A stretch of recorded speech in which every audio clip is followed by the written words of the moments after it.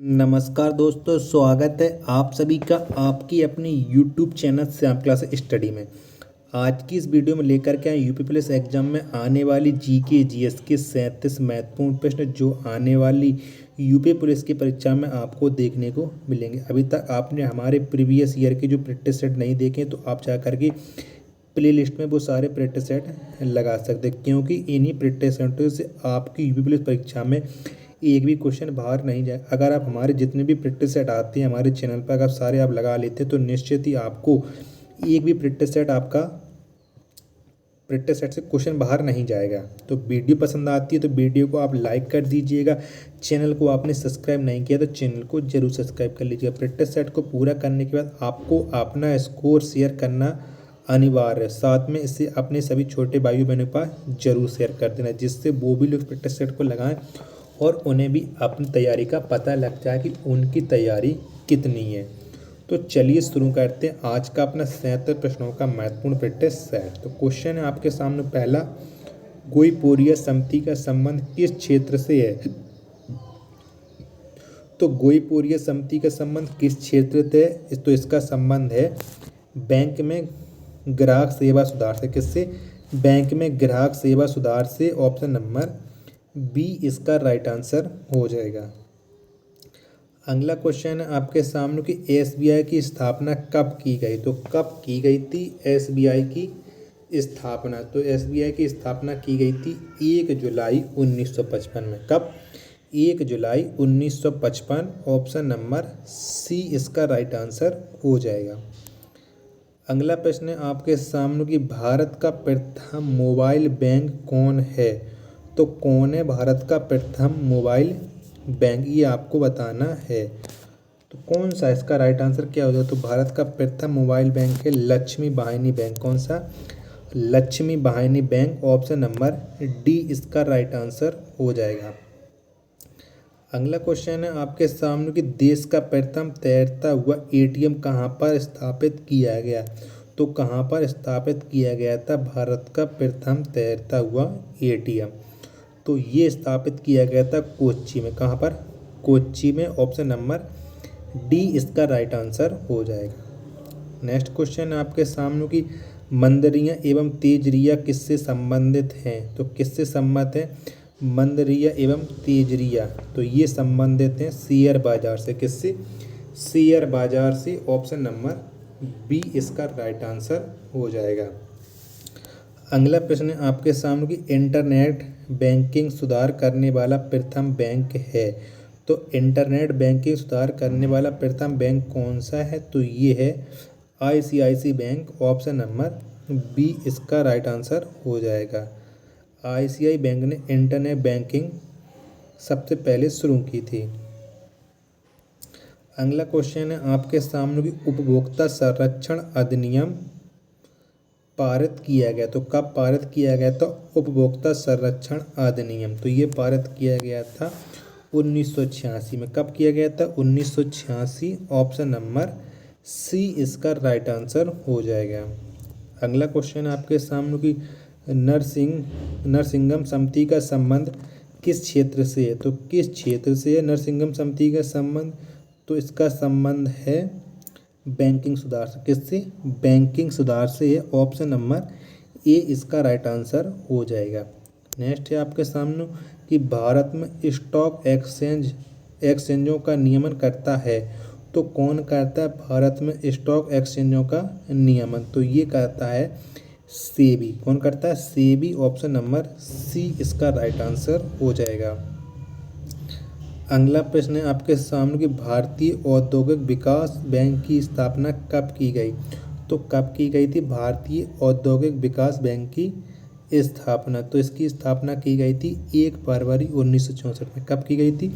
1 फरवरी 1964 में भारतीय औद्योगिक विकास बैंक की स्थापना। ऑप्शन नंबर बी इसका राइट आंसर हो जाएगा। अगला है आपके सामने कि मानसून का जुआ किसे कहा जाता है? तो किसे कहा जाता है मानसून का जुआ? तो ये कहा जाता है भारतीय बजट को। किसे? भारतीय बजट को। ऑप्शन नंबर ए इसका राइट आंसर हो जाएगा। अगला प्रश्न है आपके सामने कि राष्ट्रीय स्टॉक एक्सचेंज की स्थापना कब हुई। तो कब हुई थी राष्ट्रीय स्टॉक एक्सचेंज की स्थापना। तो इसकी स्थापना हुई थी 1991 में। कब? 1991 में राष्ट्रीय स्टॉक एक्सचेंज की स्थापना। ऑप्शन नंबर डी इसका राइट आंसर हो जाएगा। अगला क्वेश्चन है आपके सामने कि विश्वव्यापी आर्थिक मंदी कब आई थी। तो विश्वव्यापी आर्थिक मंदी कब आई थी। तो ये आई थी 1929 में। कब? 1929 में विश्वव्यापी आर्थिक मंदी। ऑप्शन नंबर सी इसका राइट आंसर हो जाएगा। अगला प्रश्न है आपके सामने कि विश्व की प्रथम नगदी रहित अर्थव्यवस्था किस देश की है। तो किस देश की है विश्व की प्रथम नगदी रहित अर्थव्यवस्था। तो ये है स्वीडन की। किसकी? स्वीडन की। ऑप्शन नंबर सी इसका राइट आंसर हो जाएगा। अगला आपके सामने की एटीएम सेवा शुरू करने वाला विश्व का प्रथम बैंक। तो एटीएम सेवा शुरुआत करने वाला विश्व का प्रथम बैंक कौन सा है। तो विश्व का प्रथम बैंक है HSBC। कौन सा? HSBC। ऑप्शन नंबर बी इसका राइट आंसर हो जाएगा।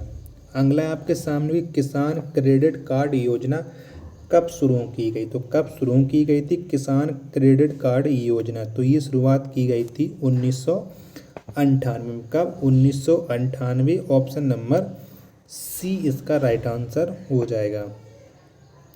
अगला प्रश्न है आपके सामने कि रिजर्व बैंक की स्थापना कब किया गया। तो कब किया गया था रिजर्व बैंक की स्थापना। तो इसकी स्थापना की गई थी 1 अप्रैल 1985 में। कब? 1 अप्रैल 1985।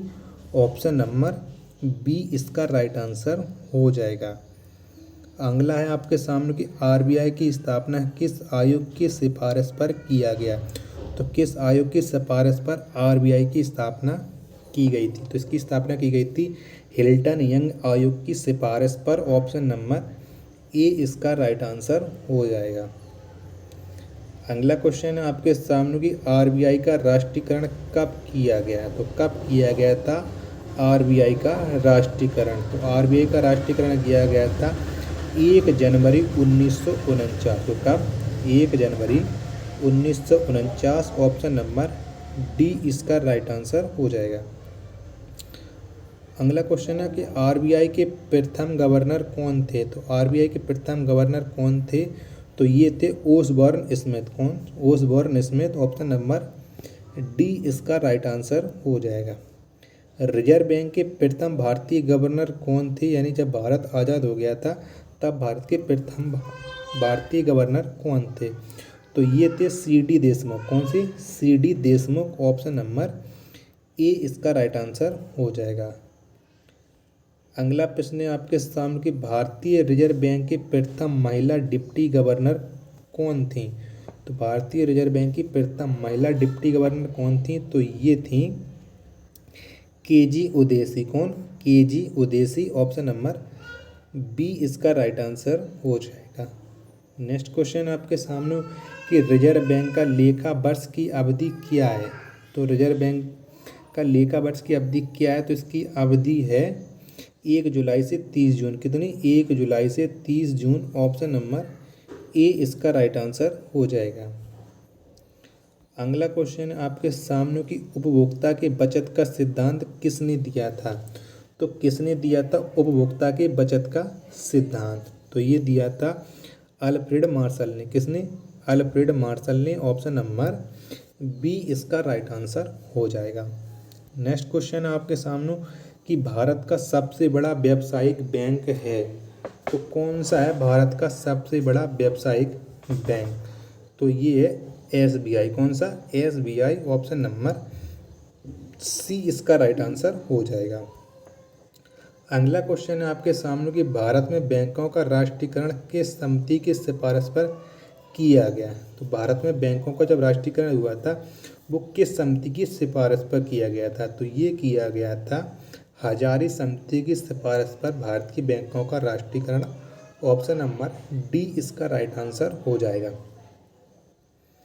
अगला क्वेश्चन है आपके सामने कि 14 बड़े बैंकों का राष्ट्रीयकरण कब किया गया। तो कब किया गया था 14 बड़े बैंकों का राष्ट्रीयकरण। तो ये किया गया था 19 जुलाई 1969 में 14 बड़े बैंकों का राष्ट्रीयकरण। ऑप्शन नंबर बी इसका राइट आंसर हो जाएगा। अगला क्वेश्चन है आपके सामने कि आरबीआई नोट के निर्गमन में कौन सी प्रणाली अपनाती है। तो आरबीआई नोट के निर्गमन के लिए कौन सी प्रणाली अपनाती है, तो ये अपनाती है रिजर्व प्रणाली। कौन सी? रिजर्व प्रणाली। ऑप्शन नंबर बी इसका राइट आंसर हो जाएगा। अगला प्रश्न है आपके सामने कि सेबी का मुख्यालय कहाँ स्थित है। तो कहाँ पर स्थित है सेबी का मुख्यालय? तो ये स्थित है मुंबई में। कहाँ है स्थित? मुंबई में। ऑप्शन नंबर बी इसका राइट आंसर हो जाएगा। अगला क्वेश्चन है आपके सामने कि रिजर्व बैंक के नोट निर्गमन विभाग के पास हर समय कम से कम कितने मूल्य का स्वर्ण कोष रहना आवश्यक है।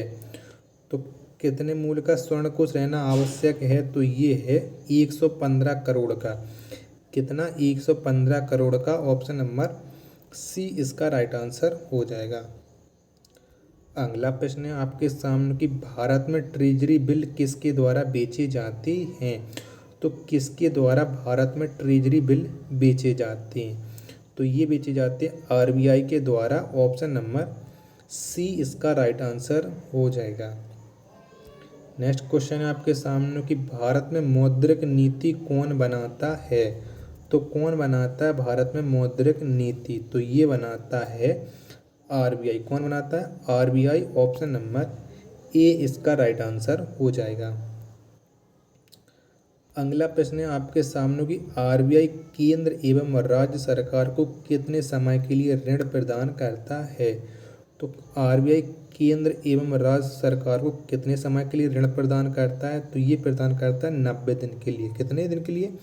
90 दिन के लिए। ऑप्शन नंबर डी इसका राइट आंसर हो जाएगा। अगला प्रश्न है आपके सामने कि भारत में सहकारी बैंक का गठन कितने स्तर पर किया जाता है। तो कितने स्तर पर भारत में सहकारी बैंक का गठन किया जाता है? तो ये किया जाता है 3 स्तर पर। ऑप्शन नंबर बी इसका राइट आंसर हो जाएगा। अगला प्रश्न है आपके सामने कि भारत में सहकारी बैंक की शुरुआत कब की गई। तो कब की गई थी भारत में सहकारी बैंक की शुरुआत? तो ये की गई थी 1904 में। कहाँ? कब? सॉरी 1904। ऑप्शन नंबर डी इसका राइट आंसर हो जाएगा।